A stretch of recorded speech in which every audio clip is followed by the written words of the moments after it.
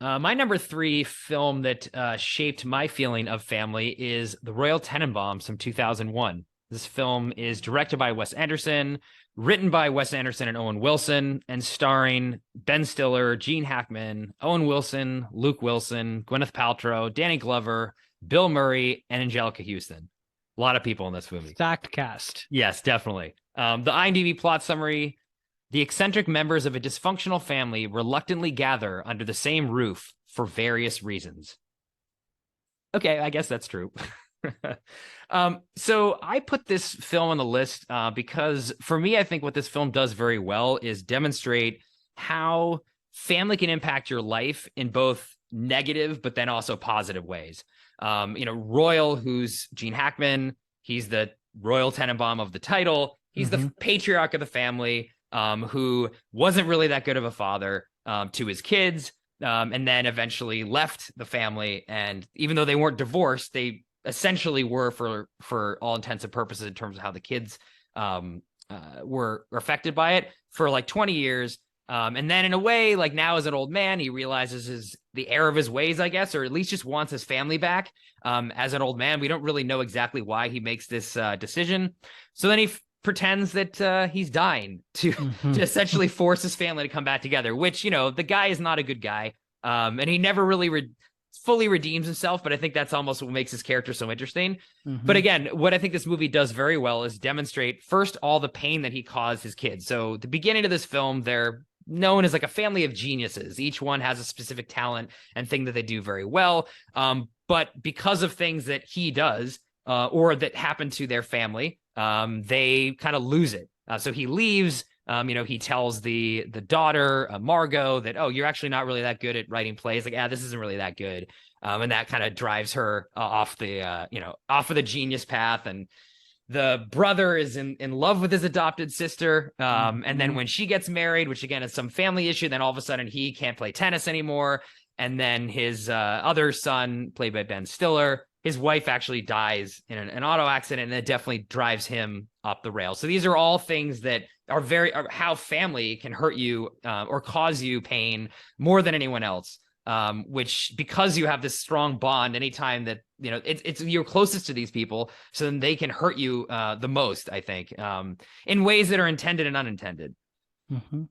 But what's great about this film is then Royal comes in, and it sort of shows the other side of it. When he pretends he's dying, everyone moves back into the household, so they're all living in one roof again, and then they start to kind of heal themselves, but because of each other. Royal's able to provide that sense of loss and allow his son, played by Ben Stiller, Chaz, to grieve the loss of his wife for really like the first time towards the end of the film, when their dog unfortunately gets killed, and Royal comes in and gives them the replacement dog and just gives him a shoulder to cry on. And he has this line where it's like, oh, I've had a really rough year, like, which he admits for the first time in this film, like how much pain he's in. And that really helps heal him. And again, his father was able to have him do that. His father also gave advice to the son who was in love with his stepsister by just actually admitting. He finally admits to his father what he's feeling. His father sort of doesn't judge him, actually. And it's like, look, like, maybe this is just something that happens. Like, I'm not going to tell you no, I'm not going to tell you yes. But I think that really helps Richie, who's played by Luke Wilson in this movie, again, heal at the end. So I think what this movie, again, shows is how Royal coming back, even though he doesn't have the best intentions, is able to reunite the family. And then with his wife, he never gave her a divorce through all this time apart. And she then, I think, was never able to move on herself. Like, she never remarried, even though she has a suitor who wants to marry her, but she can't because she's already married. And at the end of the film, he gives her the gift of, hey, look, I'm giving you a divorce. Like, I should have done this a long time ago. You can finally move on from all the hurt that I've caused you. And again, helping her out, even though he's the one that caused all this pain in the first place. And then I think the movie represents this really, really well at the end of the movie in kind of two ways. So he does, even though he lied about being sick, the movie does end with him passing away. And the last scene is the entire family gathered together as one family unit at his grave and finally united. And you really feel that they are, a real family again, and they've repaired all those wounds. And then a great epitaph on his tombstone. There's a line earlier in the film about what he wants. So he's looking at a grave and sees someone died like in the heat of battle or something. I forget what it was. And he's like, that's a great thing to have on a tombstone. And then you see on his tombstone, it says like Royal Tenenbaum, I can't remember the years, but like died tragically rescuing his family from the wreckage of a sinking battleship. So it's, which, is sort of apropos to what he did. I mean, he caused the trauma. But he also was the one who did save everyone in the end of the film. And again, to me, I think this represents the bonds that you have with your family are for better or for worse. These people can hurt you the most and cause you to go off and, very dark times in your life, but they are the ones who really can save you more than anyone else at those times too. Just like Royal did, again, even if you didn't do it with the best of intentions.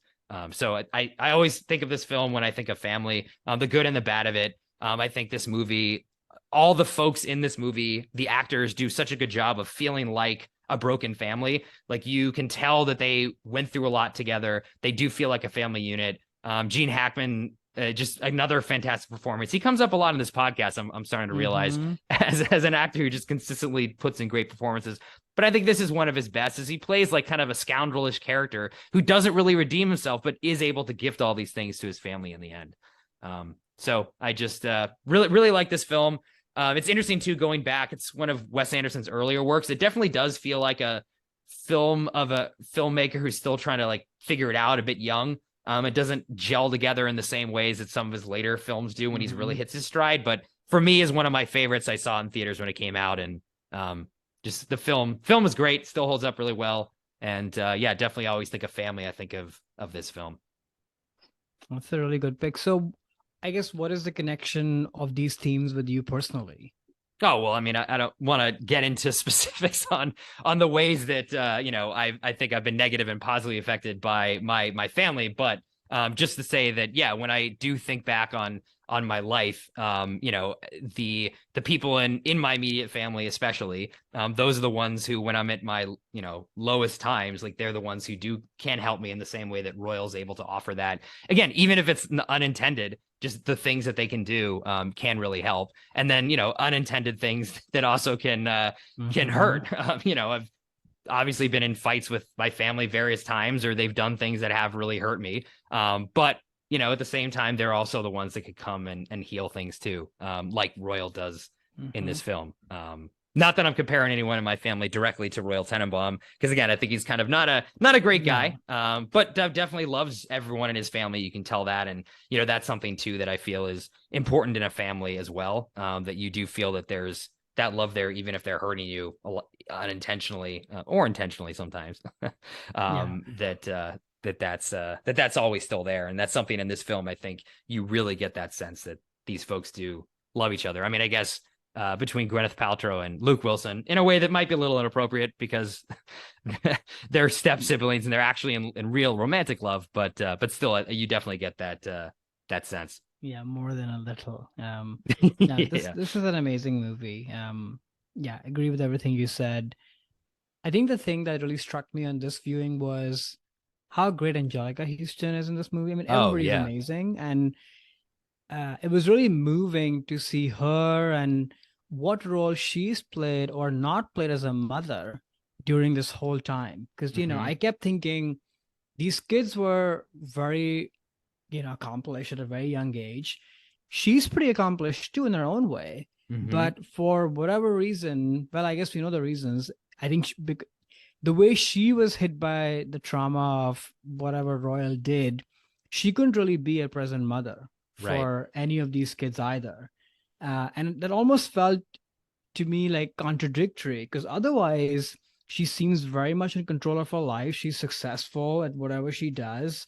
She's that empathetic, warm person. Like when called upon, she does care about her kids, but it's almost like she's been in a haze this whole time while all of this stuff has happened to her kids. But then I love the chemistry that she and Donald Glover have. When he comes in, you start to see her kind of blossom in a different sort of a way. Maybe she was in this long haze and he's sort of come in and ended that haze period, that maybe that's why we are even seeing her in a warmer light. Maybe that wasn't the case, until he came along. We don't know how this family was functioning for those 20 years or whatever.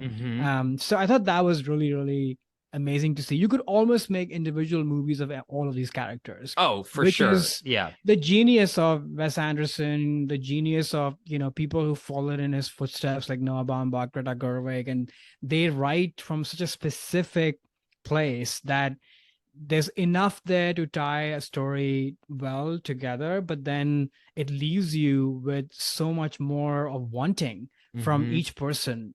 So yeah, just brilliantly crafted.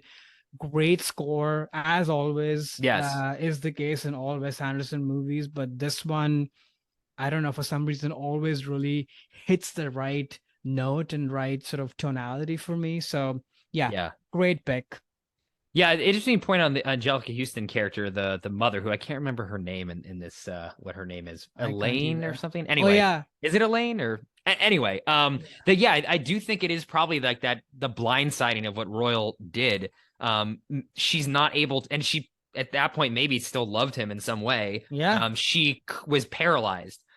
And at the end of the film, or not at the beginning of the film, actually, when Danny Glover comes in, I think it breaks her of that because she's in love again with somebody else. And maybe I shouldn't, I've said in the beginning, we don't really know why Royal tries to come back. It is pretty clear that it's because he feels like, wait a second, now she's going after somebody else. He all of a sudden now he sees it's a threat, right? So that's the initial reason. Even though I think it's a lot more to that that Royal finds. But yeah, I think it's the love kind of snaps her out of it. And then the gift at the end that Royal gives her of like, look, I'll get a divorce. Now you can finally be happy, move on. That's where again, she can be the mother again. Cause you're right. Like, it seems like she's not being a very effective mother to her kids all through this time period. I mean, they're all drifting apart, going on these crazy, adventures, but not in a positive way. No. And she's not there to help them. Like, she's not there. And I think too, maybe it's Royal because Royal's the one who caused the pain. He's the only one that can really heal it for all these folks too. And that's why when he does come in and start making up for the things that he did, I think, or at least being a father for them for the first time in their lives, I think that's what helps all of them. Yeah, I agree. Hey there, it's Alex. If you like the review and discussion Karan and I just had, make sure you subscribe to our channel, Movies That Shaped Us, to get full episodes.